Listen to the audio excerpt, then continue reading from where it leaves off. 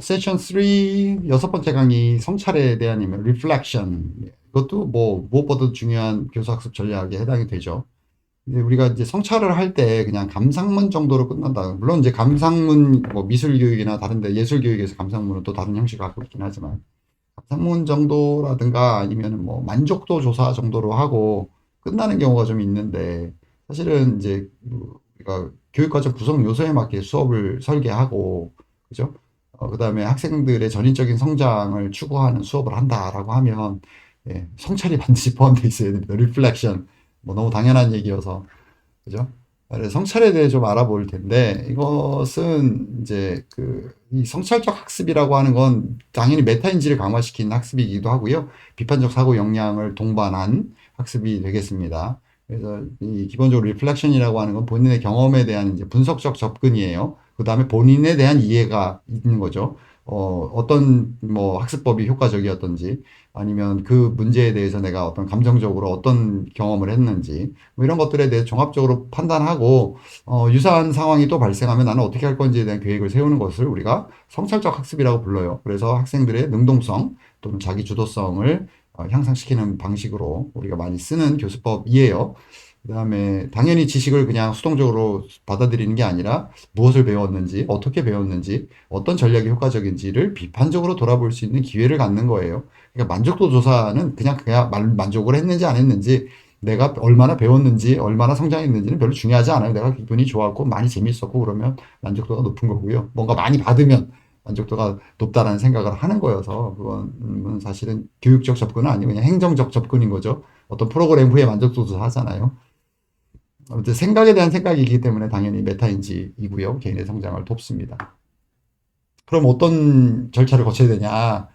그래서 보여드리는 게 성찰적 글쓰기에 해당되는 모델인데 5Rs예요. 다섯 가지 R로 구성되어 있어서 리포팅하고 리즈닝하고 리컨스트럭팅하고 뭐 이런 R로 시작하는 다섯 단계여서 근데 이게 아주 저학년부터 성인이나 직장 특히 이제 교사 양성 과정이라든가 교대나 사범대 그다음에 뭐 간호사 양성 과정이라든가 의사 양성 과정이라든가 사회복지사 과정 이렇게 이런 직업들을 우리가 프랙티셔너라고 불러요.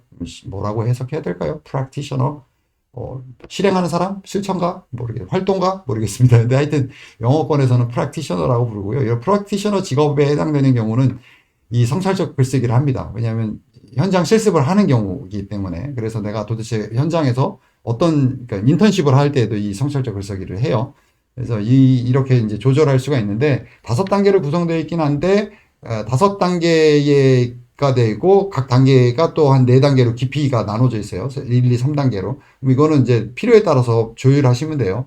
되게 저학년이다 그러면 1, 2단계만 한다든가 깊이는 한 1 정도로 한다든가 이렇게 조절하면 되는 내용이어서 요 양식을 좀 소개하려고 그리고 이제 우리 일거스 AI 교육에 있어서 당연히 이 학생들의 성장을 우리가 추구하기 때문에 이 성찰은 중요한 교수 전략이다. 여기 보시면 reporting 보고하는 거, responding 나의 반응, relating 이게 어떻게 관련되어 있는지, 왜 이런 사고가 일어났는지, 이런 상황이 있었는지, 그다음에 그 이유에 대해서 추론하는 거 reasoning이고요. 그다음에 여기서 배운 것을 그러면 나는 어떻게 할 건지에 대해서 재구성하는 reconstruction. 이렇게 해서 다섯 단계 5R이라고 부릅니다. 5Rs가 되죠. R이 다섯 개니까. 이해되시죠? 깊이는 보면 이제 뭐 4개라고 하지만 전체적으로 보면 3개죠. 예, 깊이 1, 2, 3 있고요. 마지막 다섯 번째 그 리컨스트럭션 재구성 단계에서 1, 2, 3단계를 통합하는 점에서 이제 새로운 어떤 이해, 새로운 지식, 새로운 전략 이런 것들을 만들어낼 수 있기 때문에 네 번째 깊이다, 깊이 4다라고 얘기하고 있습니다. 예. 너무 익숙한 거여서 학생 뭐라 해야죠? 교생 실습 나가면 이거 작성하게 하거든요. 그러니까 수업 설계해서 실제 수업 해보고 그 수업 결과에 대해서 이렇게 성찰적 글쓰기를 하고 이것을 보고서에 포함해가지고 제출을 하면 이제 그 학교의 담당 선생님하고 대학의 이제 교수가 함께 평가를 해가지고 이 교생 실습을 잘 마쳤는지를 평가하는 것 중에 매우 중요한 자료입니다. 그래서 모든 활동에 있어서 아주 작은 이벤트든 몇 주 동안 진행하는 수업 상황이든 상관없이 이거 조율해가지고 자기 보고서 성찰일지를 쓰게 합니다. 성찰일지라고 부르셔도 되겠습니다. 뭐 이렇게 뭐 영상을 정지하시고 아니면 검색 5R 프레임워크이라고 치면 또 나오긴 해요. 원래 자료들이 번역해 놓은 거여서 여기 보시면 어떤 내용이 발생했는지를 보고합니다. 여기서는 내가 판단하는 게 아니에요. 그죠? 아주 상세하게 적용을 우리가 요청해 버리면 야, 요 보고서 쓸 때에는 그 상황, 시간, 그다음에 거기에 관계되어 있는 사람들, 그 사건에 대한 실질적인 일어난 것의 묘사, 뭐 이런 식으로 구체적인 내용들을 요구하면 깊이가 들어가겠죠. 그다음에 거기에 대한 반응이에요. 예, 내가 거기에 대해서 어땠는지, 나의 생각, 나의 느낌, 나의 판단 이런 것들을 다 쓰는 겁니다. 여기서도 이것도 역시 판단, 느낌, 나의 생각, 결정 뭐 이런 것들을 다 정리해버리고 나의 제안까지 해버리면은 3단계까지 들어가겠죠, 깊이가. 그다음에 관련은 relating인데 그럼 이것으로부터 내가 배운 것들이 뭐냐, 어떤 장점이 있었냐, 어떤 걸 관찰했고 뭘 어떤 사회적 문제에 대한 이해가 깊어졌냐, 뭐 이런 식으로 또 구성할 수가 있겠고요.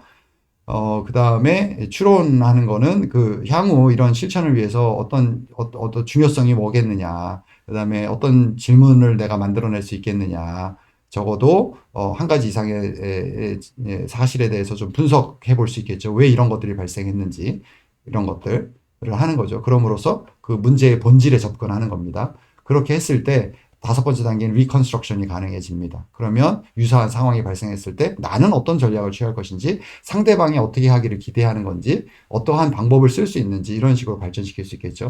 그래서 모든 그 체험 학습을 하거나 이런 어떤 교생 실습 같은 현장 학습을 한다거나 이랬을 때 아까 말씀드린 프랙티셔너에 해당되는 그런 현장 경험을 포함하고 있는 모든 직업군이라고 할까요? 이거는 기본적으로 이 성찰적 글쓰기를 통해서 진행을 합니다. 뭐 제 사례를 하나 소개를 하자면 저는 인턴십 나가는 학생들에게 이걸 하게 합니다. 그래서 2주에 한 번씩 그 성찰적 보고서를 쓰고 제출을 하면 제가 이거에 대한 검토를 하고 피드백을 줍니다. 아, 그 회사에서 그런 일이 있었구나. 이런 부분에서는 이런 식으로 한번 생각해 보면 어떨까? 그 다음에 그 현장 이제 그 담당하는 분이 계시잖아요. 그럼 현장 담당자에게는 이런 식으로 한번 질문을 해본다든가 이런 식으로 해서 코칭을 해줍니다. 그렇게 이렇게 했더니 뭐 예, 고객이 그냥 취업해버리는 경우도 있기는 하더라고요.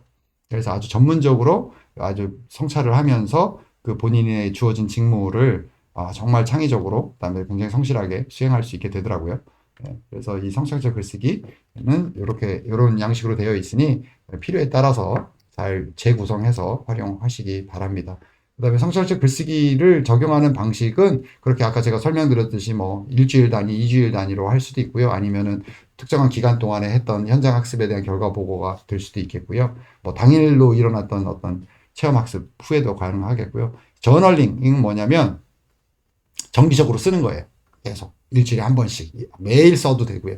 이런 식으로 해서 자기의 생각과 경험을 정리해 나가는 저널링 방식이 있고요. 그 다음에 이 성찰적을 적용해서 자기를 평가하게 할 수도 있어요. 이 다섯 단계로 해서 내가 경험한 것들을 성찰 글쓰기를 해보고 그런 나 자신이 어떻게 성장했는지를 평가해봐라. 그것을 통해서 어떤 지식을 형성했는지 기술해봐라. 이런 방식으로 할 수 있고요. 좀 전에 말씀드린 성찰적 글쓰기도 이 형식으로 해서 이 양식대로 해가지고 나의 글쓰기를 통해서 공유할 수 있는, 성찰적 글쓰기를 한다는 건 누군가 공유하려고 하는 거거든요. 공유하는 방식으로 해서 쓸 수도 있고요.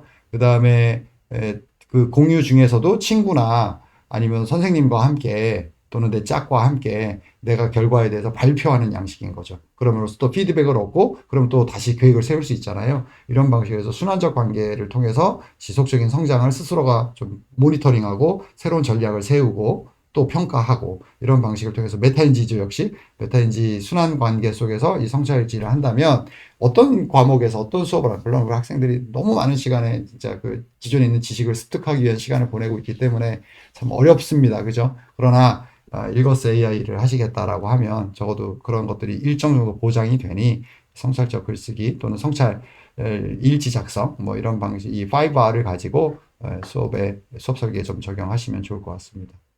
네, 질문이나 의견 있으면 알려주시기 바랍니다. 고맙습니다.